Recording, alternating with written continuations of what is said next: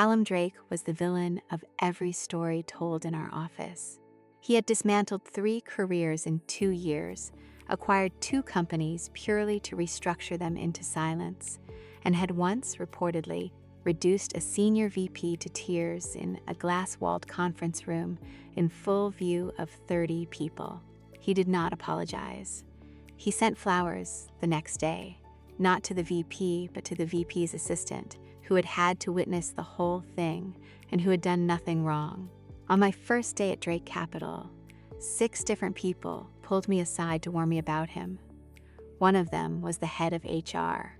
The warning was delivered in the specific tone of someone who has given this speech many times and has stopped expecting it to make a difference. On my second day, Callum Drake walked into my office, not his assistant, not an email, and stood in the doorway and said, "You made an error in the Henderson report. Column 4, 3rd row. I've corrected it. Don't make it again." He left before I could respond. He did not introduce himself. He did not need to. I am Vera Ashton. I am 26 years old, and I had been at Drake Capital for 48 hours when the villain of every office story told here walked into my office and decided to notice me. I want to tell you what happened after that. I want to tell you about the 3 tests that changed how I understood him and how I understood myself, because the villain of my story was not who I was told he was, and finding that out cost both of us something. And it was worth it. All of it was worth it. Let me tell you about the world I walked into. Drake Capital is a private equity firm on the 41st floor of a building that is mostly glass.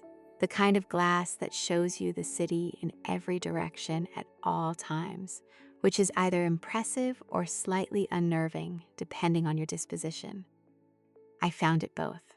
My office, junior analyst, shared suite with 2 others, but my own desk with a door I could close had a window that faced east, and on clear mornings, the light came in at an angle that made everything look more significant than it probably was. The firm had 43 employees. Callum Drake ran it with a deputy named Harlow and a chief financial officer named Singh, both of whom had been with him since the beginning, and both of whom, when I observed them, had the specific quality of people who respect someone without necessarily liking them. Not fear, something more nuanced than fear, calibrated attention. The particular alertness of people who have learned that paying attention to a specific person is worth the effort, because that person is almost always doing something that repays being watched. I had come from a smaller firm, analyst work, solid, nothing spectacular, and I had applied to Drake Capital because they had a reputation for doing work that was genuinely difficult, not just profitable, difficult. The kind of problem solving that required you to think past the obvious answer and find the one that was correct. The Henderson error was in the analysis I had submitted as part of my onboarding, a piece of work I had been asked to complete in my first 24 hours, which I had done without sleep, and which I had, apparently, not checked carefully enough. Column 4, 3rd row, a transposition error. Small spud, but the kind of small that compounds, the kind that in a live investment decision would have introduced meaningful inaccuracy downstream. He had found it. He had corrected it. He had told me about it in the specific way of someone who does not distinguish between what is unpleasant to hear and what is necessary to say. I did not go home that evening and tell myself he was a monster. I went home and I fixed my process for checking numerical work, which is what you do when someone shows you a genuine error. The 6th warning I received about Callum Drake came from a woman named Diana, who had been at the firm for 4 years and who delivered it over coffee in the small kitchen on the 41st floor. She said, "He is brilliant and he is ruthless and he does not have patience for mediocrity." Those 3 things are in that order of priority. If you are brilliant, the ruthless part becomes manageable. As I said, what happened to the people he dismantled? she said. 2 of them were genuinely incompetent. One of them, the VP, said something to a client that was both dishonest and damaging. He did not fire her publicly. He documented it properly and let her resign. I said, "So the conference room story is not the whole story." Diana looked at me. "The conference room story is never the whole story, but people prefer the version without context." I thought about this. I thought about it for the next 3 weeks, which is how long it took before Callum Drake walked into my office again. This time he was carrying a folder. He set it on my desk without preamble. He said, "The Meridian subsidiary. It's been underperforming for 14 months.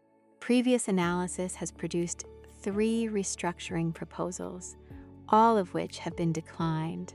I need a 4th approach by end of next month. I'm assigning it to you." I said, "Why me?" he said.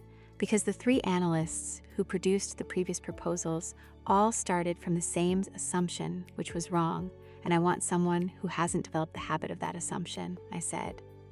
"What was the assumption?" He said, "That the subsidiary's problem is structural. It isn't." He left before I could ask what it actually was. I spent the weekend reading the 3 previous proposals. He was right. All 3 started from the same premise, the same diagnostic, the same proposed solution. Restructure the cost base, reduce headcount in the underperforming divisions, reinvest in the core product. The premise was wrong. The subsidiary's problem was not structural. It was relational. The management team had fractured 18 months ago over a decision that had been handled badly, and the fracture had never healed, and everything downstream of that fracture was a symptom rather than a cause. The numbers looked like a structural problem. They were a people problem in numerical disguise. I worked for 18 days straight. I mean this almost literally. I averaged 4 hours of sleep, and I ate at my desk, and I did not go anywhere that was not directly relevant to the analysis. I built the diagnostic from the ground up, interviewed everyone I could access, mapped the relational breakdown, and produced a proposal that addressed the actual cause rather than the symptoms. I presented it to Callum Drake in a small conference room, just the 2 of us, on a Thursday afternoon. He read the entire proposal while I sat across from him. He did not interrupt. He did not make notes. He read it the way he appeared to do everything, with complete, unhurried attention. It took 35 minutes. At the end of it, he set the folder down. He said, "This is good." I said, "I know it's good. I'd like acknowledgement of that, actually." He looked at me. The look had the quality of his particular stillness, not cold, but extremely steady. The kind of steady that made you aware of exactly how much space you were taking up with your own nervousness. "You'll get the acknowledgement," he said, "when it's implemented." 3 weeks later, the Meridian restructuring plan was in implementation. He sent an email to the full board summarizing the approach. My name was in it 3 times. 2 days after that, my title was changed, Senior Analyst. New office, larger, still east-facing, still the morning light coming in at an angle. Diana came to find me that afternoon. She said, "He doesn't do that. Promote someone after 6 weeks. He doesn't do that." I said, "I did the work." She said, "A lot of people do the work. He promoted you specifically." I thought about what that meant. I thought about it for the next 2 months, which is when the second thing happened. The thing that changed how I understood not just what Callum Drake did, but why. Stay hook. He promoted me after 6 weeks and put my name in a board email 3 times. Everyone told me that was extraordinary. I told them I had done the work. What I did not say, what I was only beginning to suspect, was that the promotion was not just recognition. It was an invitation, and I was about to find out what I was being invited into. She should also tell you about the onboarding week. Drake Capital ran a formal onboarding process, 2 weeks of systematic introduction to the firm, its clients, its methodology, its internal culture. The person who ran the onboarding was a woman named Clara, who was efficient and warm in equal measure, and who had the specific quality of someone who has seen many people come through a process and has learned from that experience to identify the ones who are going to be fine and the ones who are going to struggle. On the third day of onboarding, Clara took her to one side and said, "I want to give you a piece of advice that nobody gave me when I started here." Vera said, "All right," Clara said, "he's going to test you. Not deliberately, not consciously. It's not a strategy, it's a reflex. He encounters new people and he waits to see what they do when the conditions are less than comfortable. If you want to thrive here, the answer is, do not perform comfort you don't feel, but also do not perform discomfort you don't feel. Just be exactly as competent as you are. That's what he's actually looking for." Vera thought about this. She said, "What about the people who failed the test?" Clara said, "There are two types. The ones who overcompensated, who performed more than they were, and the ones who underperformed because they were intimidated. The people who thrive are the ones who just worked. He can tell the difference in about 48 hours. He had found the Henderson error in 24. 3 months into my role as senior analyst, I accidentally read something I was not supposed to read. This is the accurate version. It was not snooping. It was not investigation. It was a document that had been incorrectly routed to my inbox. Administrative error, a forwarded chain that had added my email instead of another Vera, a different Vera, someone in operations whose last name began with A. And I read 3 paragraphs before I understood it was not for me, and by then I had understood enough. The document was a legal summary. The case it described had been settled years ago, before I had heard of Drake Capital, before I would have had any reason to know the name. The case involved a company called Mercer Drake, which had been, according to the summary, a mid-sized investment firm founded by a man named Arthur Drake. The settlement pertained to a board-level dispute. The details were technical. The summary was not. What the summary said, in the careful language of settled legal proceedings, was this: that a board of 3 directors had, over a period of 6 months, executed a quiet and coordinated removal of the founding principle, not through legal proceedings, not through a formal vote, through a series of decisions, client redirections, operational changes, the slow accumulation of small moves that individually seemed administrative and collectively constituted a dismantling. Arthur Drake had been, over 6 months, made peripheral to his own company. When he finally resigned, there was nothing left that was recognizably his. The company was subsequently sold. The board made money. Arthur Drake did not. The founding principal's son, who had been 24 at the time, who had worked at the company since he was 20, who had watched what happened and had no legal mechanism to stop it, had spent the next 6 years rebuilding, building Drake Capital from a different angle, with different investors, with a different structure, building it specifically in a way that could not be done to him what had been done to his father. And then, 2 years before I arrived, he had acquired the company that had been built on the sale of his father's life's work. He had not closed it dramatically. He had restructured it. He had made it something different, something his. I held the document in my hands for a long time. Then I did something that I have thought about many times since. I walked down the corridor to Callum Drake's office and I knocked on the door. And when he said, "Come in," I went in and I stood across his desk and I said, "I received a document by accident, a legal summary about Mercer Drake." He went very still, not in the usual way he was still, the productive, controlled stillness of someone managing their own attention, in a different way, in the way of someone who has been carrying something for a long time in a particular internal location and has just heard that location named by someone who is not supposed to know it exists. Where did you see it? He said. In-factly forwarded to my inbox, I said, addressed to another Vera. He was quiet. I read 3 paragraphs before I understood it wasn't for me, I said. By then I had understood enough, he said. You're telling me instead of using it. Yes. Why? I said. Because I asked for the explanation, not to use it. He was very still for a long time. Then he said, my father built that company for 30 years. He built it the way some people build things, as though it were the main purpose, the main fact. He was 61 years old when they took it from him. He had a stroke 2 years later.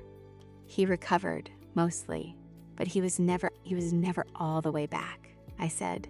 And now you have the company. And now I have it back, he said. Then, quietly, it does not fix the 30 years, or the stroke, or the 2 years I watched him try to remember who he was when the main fact of his life had been removed.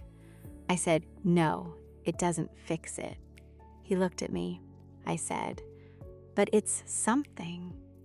He said, yes. And then, in a voice that had something different in it, something that was not the controlled precision of his professional register, but something older, something that had been sitting underneath it. It's something. We looked at each other across his desk. The city spread out behind him through the glass, 41 floors of it, all that distance. I said, is that why you work the way you do? He said, partially. I said, the careers you dismantled, were any of them? The 3 people Diana probably told you about, he said. 2 were genuinely not doing their jobs. 1 had been feeding information to a competitor firm. Not sensitive information, but enough to constitute a breach of trust that, if left unaddressed, would compound. He said this plainly, without drama, not defending himself, just being accurate. I said, people don't know that part. No, he said, they prefer the version without context. It was the same sentence Diana had used, almost exactly. I said, why don't you correct the version? He said, because the people who spread it are the ones who would spread the corrected version in the same tone. And I find that expending energy on my reputation is less interesting than expending it on the work. A pause. People who need to know who I actually am find out eventually. He looked at me. I held his gaze. You're the first person who has asked me for an explanation, he said, rather than assuming they already had one. I said, I find that hard to believe. Believe it, he said. He stood up. Thank you for telling me about the document. Of course. I went back to my office. I sat at my desk for a while, looking at the east-facing window, at the light that was going from afternoon gold to early evening. I thought, he is not cold, he is careful. And there is a specific kind of person who becomes careful.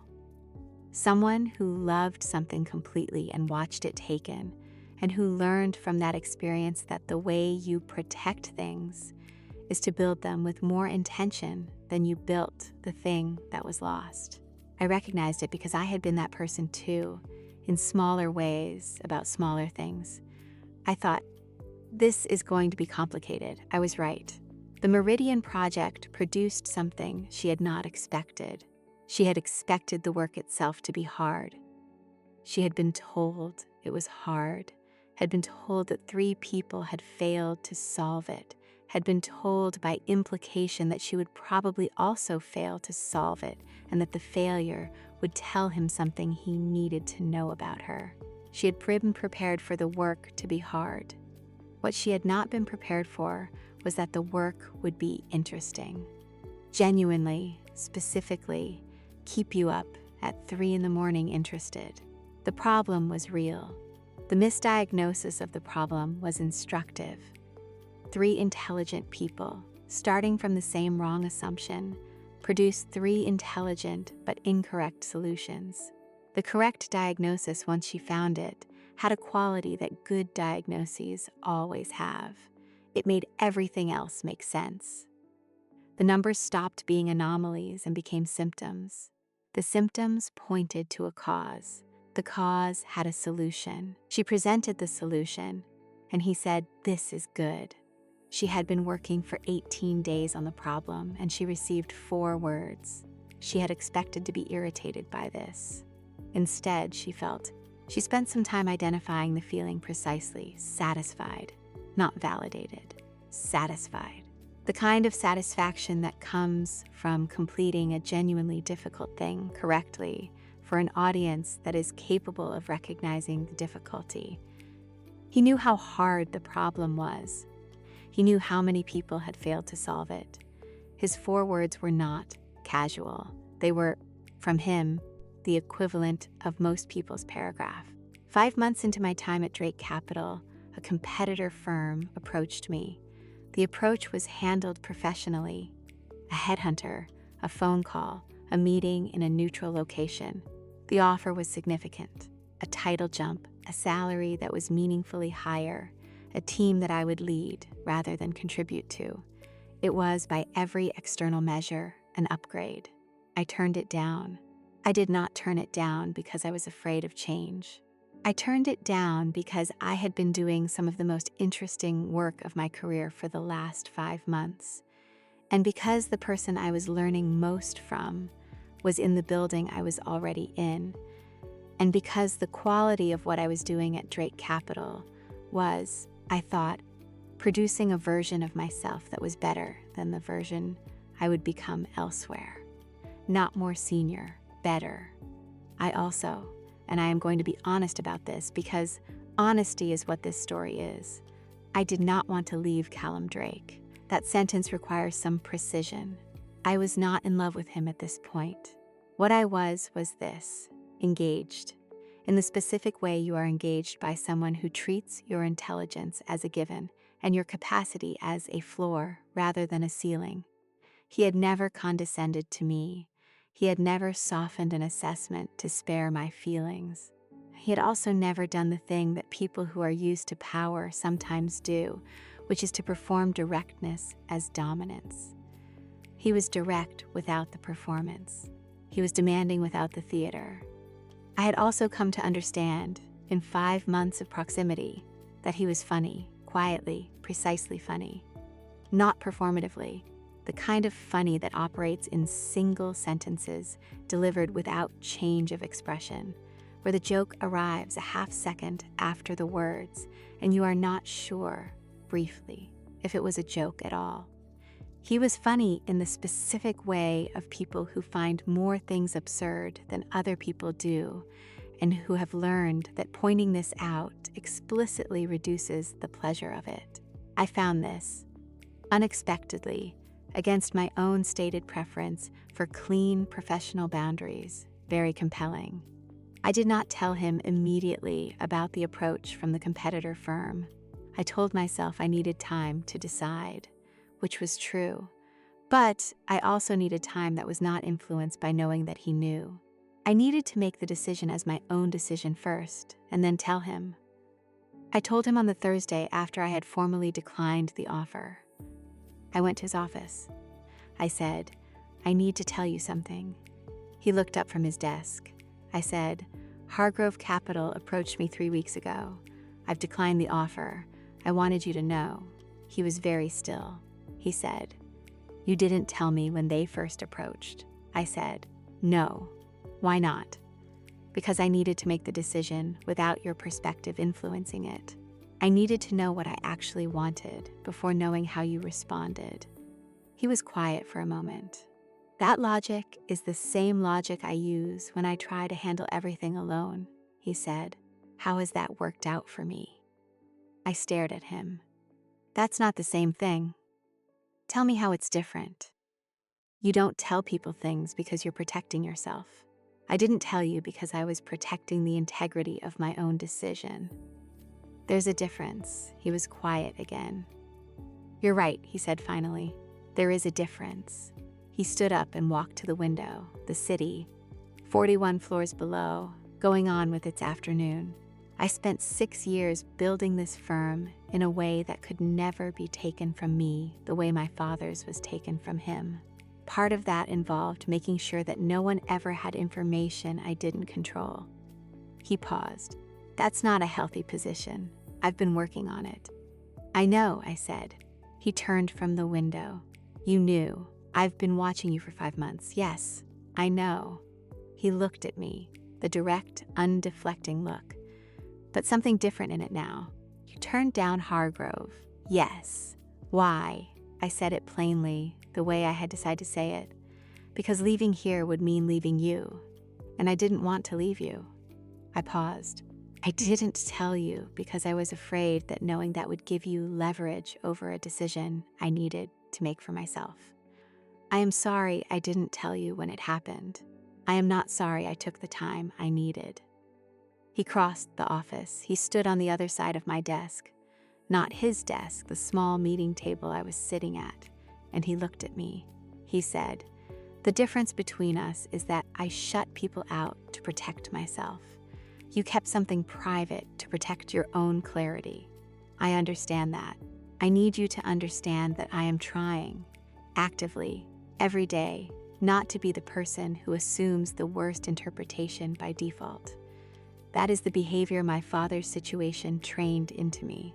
It was a reasonable response to an unreasonable situation, and it is also a way of being that has cost me more than it has protected me," I said. "I know. I can see you trying." "That's new," he said. "Having someone see it. I know that, too." We looked at each other. He said, "I would like to have dinner with you, outside of this building, not as a professional meeting." "Dinner," I said. "Are you sure? You've built a very specific kind of reputation." "Reputations can be rebuilt," he said. "Some of them should be. People will have opinions. They already do." I stopped reading them around year 3. Something about the precision of year 3, the specificity of it, the matter-of-factness, made something in me that had been held at a particular tension since I walked into his office loosen slightly. "Dinner," I said. "Yes." He nodded. He turned and went back to his desk. He did not make a speech about it. It had been decided and there was work to do. I went back to my office. I sat for a while looking at the east window. The light was doing what it always did at this hour, going from useful to something more atmospheric, the kind of light that changes the color of the city without changing its shape. I thought, I just told the most closed person I have ever met that I stayed because of him, and he heard it. He didn't deflect it or discount it or use it. He heard it. I thought, that is not nothing. That is, in fact, a great deal. She thought about the legal summary for a long time before she knocked on his door. The thought process went like this. Someone incorrectly routed this to me. I read 3 paragraphs before I understood it was misdirected. By then, I had understood something significant. I now have a choice. Pretend I did not read it, which would be a form of dishonesty. Act on the information without acknowledging it, which would be a different form of dishonesty. Or go to him directly and tell him what I know and how I know it. None of these options were comfortable. The third was honest. She knocked on his door. What happened in the next 20 minutes was, she understood later, the moment at which Drake Capital stopped being her workplace and became something more specific than that. Not because of what he told her, though what he told her was significant. Because of what she did with the knowledge. She could have used it. She chose to ask for the explanations instead.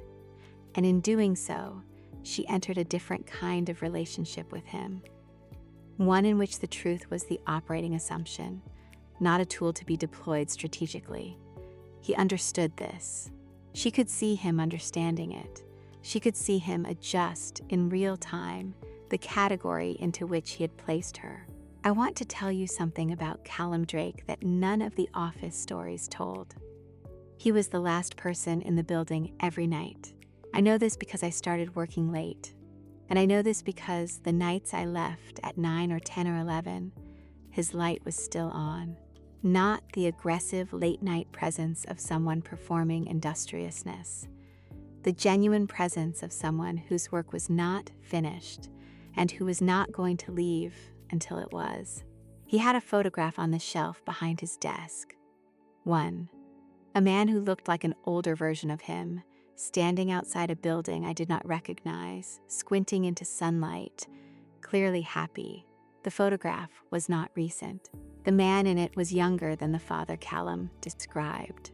The father before the board, before the stroke, before the 2 years of trying to reconstruct a self whose main fact had been removed. I noticed the photograph in my 2nd week, and I did not ask about it until my 3rd month. When I asked, he said, "That's from when he broke ground on the original Mercer Drake office. He was 44. The building was his idea, the location, the design, everything. He spent 2 years getting the planning permission and then stood outside it on the day they broke ground and looked like that." He said this looking at the photograph, not at me. I said, "He must be proud of what you've built," he said. "He doesn't entirely understand what I've built. The stroke affected some things. He knows I have a company. He knows it's doing well. He doesn't. The specifics don't land the way they used to." He said this without self-pity. It was a fact he was reporting, accurate, honest, not for sympathy. I said, "Do you tell him about it anyway?" "Every Sunday," he said. "I call him every Sunday. He asks me how work is. I tell him. He doesn't always follow the details, but he listens to the tone of it. And I think the tone is reassuring to him that things are okay, that it ended well from his perspective, even if the ending is complicated." I thought about calling his father every Sunday to give him a tonal update on a situation he could no longer fully process. I thought about doing that week after week with no audience for the real content, just the shape of it. I thought about what kind of person chooses to keep making that call. The kind of person who loves his father more than he needs to be understood. I said, "He's lucky to have you." Callum said, "It's the other way." He said it simply, without sentimentality, just the other way, and moved on to something else. I had been told, before I arrived at Drake Capital, that Callum Drake was the villain of every story. I had been warned about him 6 times. I had been given the conference room story, the dismantled careers, the ruthless reputation built over 6 years. No one had told me about the Sunday calls. No one had told me about the photograph. No one had told me that the apparent coldness was in fact a very specific kind of careful. The careful of someone who had learned that carelessness costs things you will love, and who had overcorrected in the way that people overcorrect when they are trying to protect against a lesson learned at great cost. He was not cold. He was the most careful person I had ever been around. And careful, I was finding, is a quality I had significantly undervalued. I had spent 2 years of my career surrounded by people who were charming and quick and effortlessly engaging, and I had confused those qualities with depth. Callum Drake was not charming in the easy sense. He was not quick in the way that fills a room. He was careful in his work, in his words, in the specific way he treated things that mattered to him. I was beginning to think I mattered to him. I was beginning to think I had mattered to him for longer than either of us had acknowledged. The dinner was on a Thursday. He chose the restaurant, a small place that did not advertise itself, that required knowing it was there. He arrived before me. He stood when I came in. He did not make a speech about the occasion, which I had been slightly afraid he might, because people who are not used to vulnerability sometimes compensate by over-articulating the moment. He said, "I'm glad you came." I said, "So am I." We sat down. Over dinner, he was different, not soft exactly, but present in a way I had not seen in the office, the version of present that is available when you are not also running 4 concurrent pieces of analysis and managing a firm's worth of decision-making. He asked questions that wanted actual answers. He argued about one thing, whether the Meridian restructuring could have worked without the relationship mapping component, which he thought was possible, but I strongly disagreed with. And he conceded fully when I gave him the evidence. I had never seen him concede fully before. He did it cleanly, without qualification. He said, "You're right. I was anchoring on the structural argument. Full stop." I said, "Thank you," he said, "for conceding, for doing it like that, without a qualification attached." He looked at me. "Is that unusual?" "In my experience," I said. "Yes," he said. "My father always said that changing your mind when given good reason is not weakness. It's just updating your information. Refusing to change it is the vanity." "I like that," I said. "He had a lot of those," he said, and he smiled. Not the controlled, minimal expression that occasionally crossed his face in the office, but a real one from somewhere undefended. I had not seen it before. I collected it the way you collect something you were not sure existed. We were at the restaurant for 3 hours. When we left, the city had gone from evening to proper night, that specific hour when the streets belonged to a different subset of people. We walked back along the river. He did not hold my hand. Neither of us was ready to be exactly that unguarded in a public space yet. But he walked close, and when I said something that was actually funny, he laughed. And the laugh was quiet and genuine, and from somewhere real. And I thought, this is who he is when no one is telling a story about him. This is the version of the villain that the stories don't know. She learned to read the firm differently after the Hargrove conversation. Not the numbers. She had always been able to read the numbers. She learned to read the culture. The specific quality of how decisions were made, which turned out to be very different from how they appeared from the outside.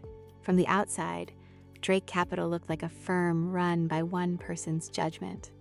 From the inside, she could see that it was actually run by a very precisely constructed set of processes, each one designed to prevent the specific failure mode that had destroyed his father's company.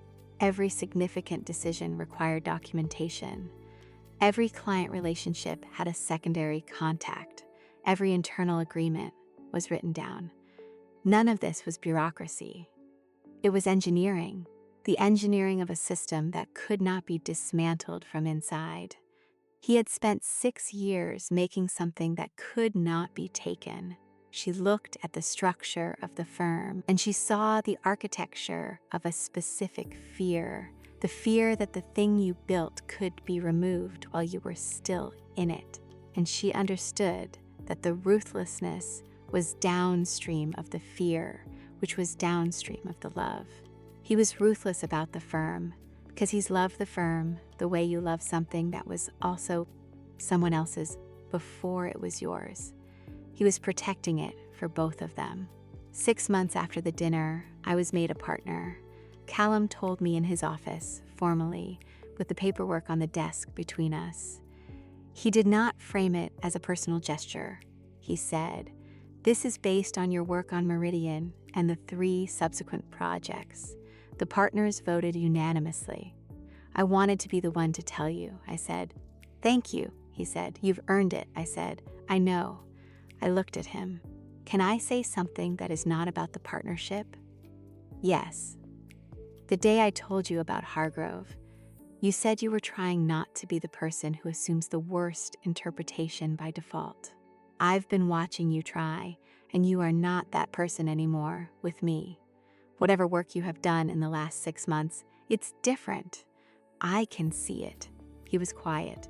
"I wanted you to know that," I said, "because I think you do this work without knowing if anyone notices. And I notice." He said, "It helps, having someone notice." I imagine it does. We looked at each other across his desk.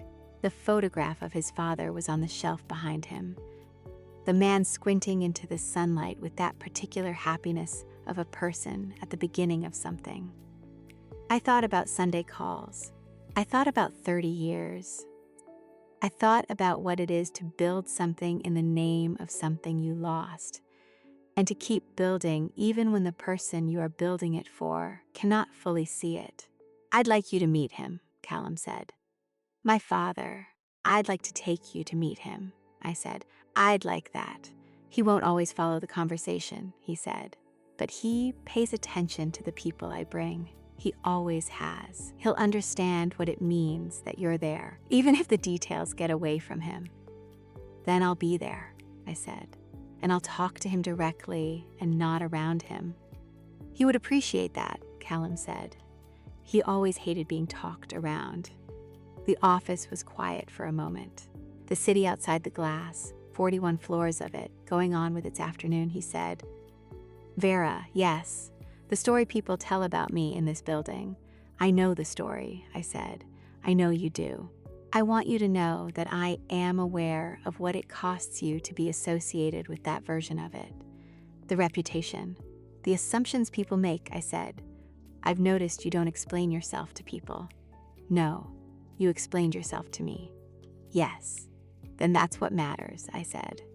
The rest is people telling a story about someone they don't know. I know you. I'll work with the actual version. He looked at me. The look was very steady, the specific steadiness I had learned to read. But there was something in it I had not seen there before. Something that was not control or precision or the managed attention of someone who is always also doing 3 other things. Something that was simply here, present, undefended. He stood up from his desk. He crossed the office. He stood close.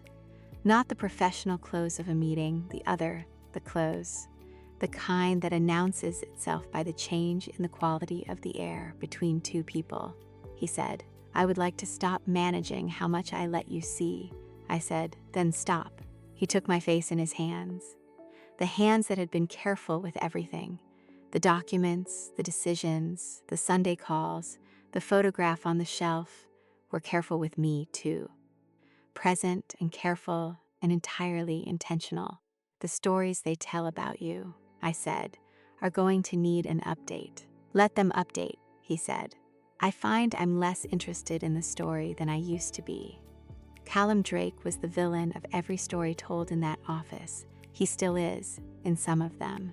In the version without context, without the Sunday calls and the photograph, and the 6 years of building something that could not be taken the way the first thing was taken. In the version where a man who is careful in every direction is read as cold by people who have not stayed long enough to understand the difference. I know the difference. I stayed long enough. And the man who is careful with everything, I think I am the thing he is most careful with of all. That is not a villain's ending. That is the story the stories don't know how to tell. The dinner was on a Thursday in December, which has its own weather, cold in a specific way, dry, the streets lit for the season in a manner that manages to be both commercial and actually quite beautiful. They walked to the restaurant from the office. It's not side by side exactly. He walked slightly ahead in the habit of someone who is used to making a path rather than sharing one, and then adjusted, and then they were side by side. She noted the adjustment and did not mention it. Over dinner, she learned things about him that she had not known in 5 months of close professional proximity. She learned that he was funny, not in the way she had suspected from the dry precision of his professional communications, but in a more developed way. He was funny about the right things. He found the specific absurdity of the situations that were genuinely absurd, rather than performing amusement at things that were only conventionally amusing.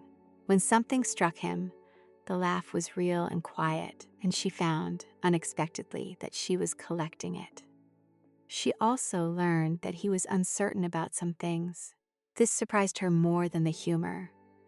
Callum Drake in the office was a man who had no visible uncertainty, not because he was arrogant, but because he processed his uncertainty privately and presented conclusions.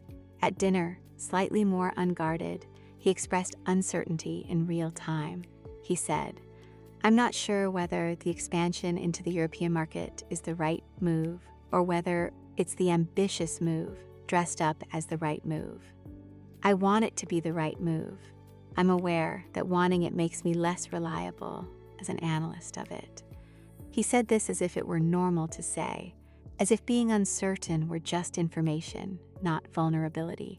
She thought, this is who he is when he is not performing the version that keeps people at the correct distance. This is the actual person. I want to tell you something I understood only later. The word ruthless, applied to Callum Drake, was not inaccurate. He was ruthless in the way that a surgeon is ruthless. Precise, willing to cut, unwilling to leave the problem partially addressed, because the partial addressing is less uncomfortable than the complete one. He did not spare people from difficult truths. He did not manage situations toward comfort when comfort was not the correct destination. This is not the same as cruelty. It is the opposite. Cruelty is careless. Cruelty does not pay attention to its object. Cruelty delivers the blow without having considered whether the blow is necessary. What Callum Drake did, what I watched him do. For the year I worked for him before I was his partner, and the year after, was pay very careful attention and then act on what the attention told him.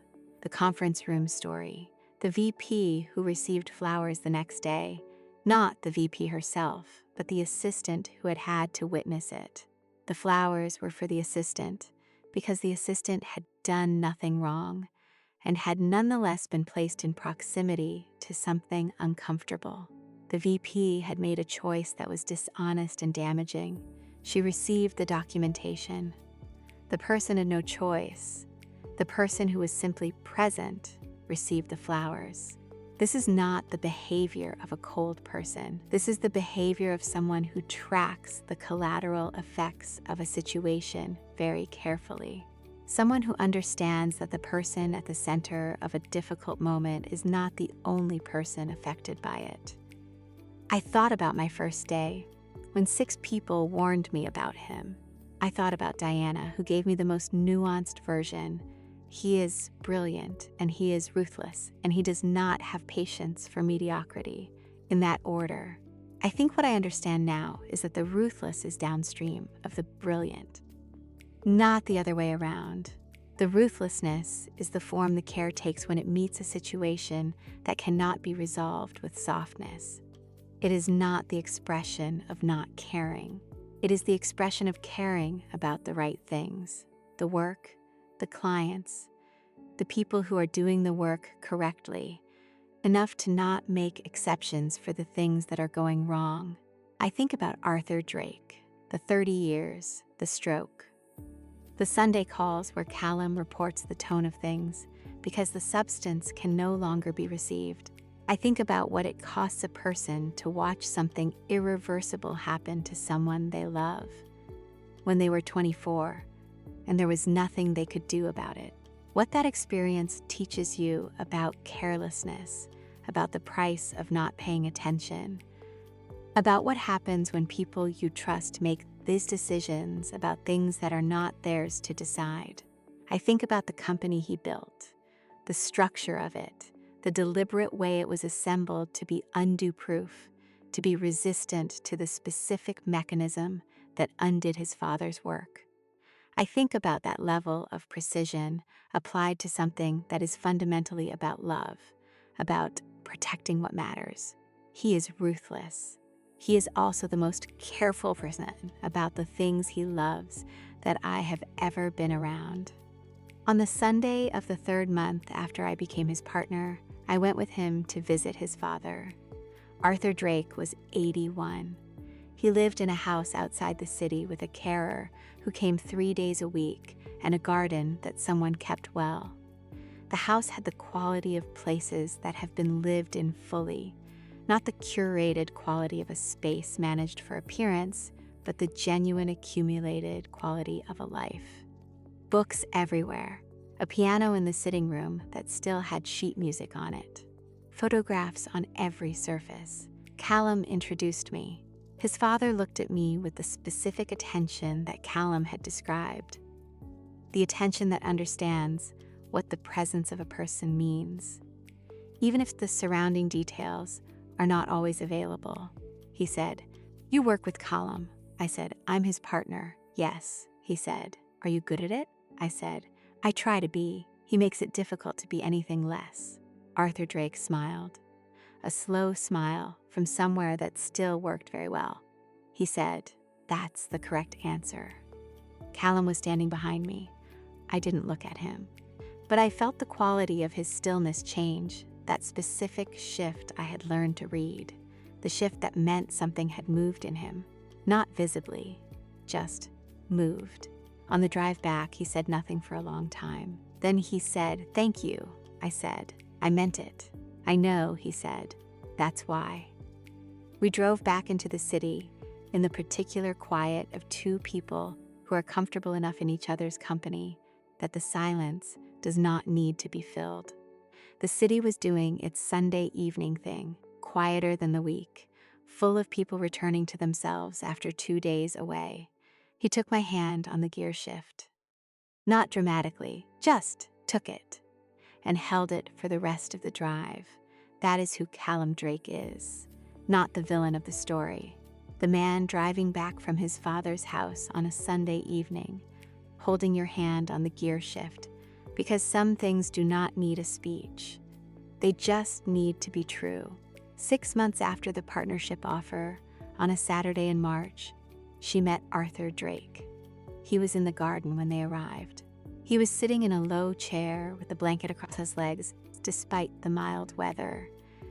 And he was looking at something in the garden with the focused attention that reminded her, very specifically, of his son. The attention that does not require an audience, that is directed at the thing being attended to and not at the experience of attending. He turned when he heard the gate. He looked at Callum first, then at her. He said, "You brought someone." Callum said, "Yes, this is Vera. She's my partner at the firm." Arthur Drake looked at her with the assessment she had been told to expect. Not the clinical assessment of a person looking for flaws, but the assessment of someone who has learned, over many years, to look at people as systems of intention rather than surfaces. He was looking at what she was doing, not what she was wearing. He said, "Are you good at it?" She said, "I try to be. He makes it difficult to be anything less." The smile that crossed his face was the one she had seen in the photograph, slow, complete, from somewhere that had not been affected by time or illness. He looked at his son. He said, "You brought someone who knows how to answer a question." Callum said, "Yes," his father said. "Good." He said it with the finality of a person who has rendered a verdict. Case closed. Good. That was all. They sat in the garden for 2 hours. She talked directly to Arthur Drake, not past him, and he tracked more than he was given credit for. Not always the words, but the warmth, the attention, the fact of being directly addressed. At one point, he said to her, he used to bring his work home. Too much. "You're good for the balance," she said. "I think he's good for mine, too." Arthur Drake nodded with the satisfaction of a man who has received the correct answer to a question he has been holding for a long time. On the drive back, Callum said, "Thank you." She said, "Your father is exactly what you said he was." He said, "What did I say he was?" She said, "Someone who pays attention to the right things." He was quiet for a moment. Then, "He taught me that. Before everything else, he taught me that." A pause. "I didn't always remember it." "You remember it now," she said. He took her hand on the gear shift. She held it. They drove back in the city in the particular Sunday. Quiet. And the city was beautiful in the specific way of cities on Sunday evenings. And neither of them said anything else, because some things do not need to be said. They just need to be true.